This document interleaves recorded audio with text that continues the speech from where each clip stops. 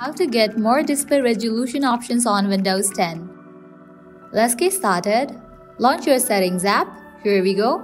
Now head towards the option of System, open it. Now at the right corner you're gonna find different options. Head towards the option of Display and then scroll down.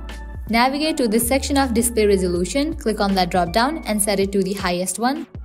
Once you customize display resolution, now scroll down and head towards this option of Advanced Display Settings, click on it. Once you land to this page, scroll down, go ahead and click on this option of Display Adapter Properties, click on it. Click on List All Modes. Now select the resolution that you have just selected and then click on OK.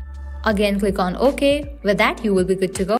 Now heading towards very last option, what you have to do is close this, launch your preferred browser.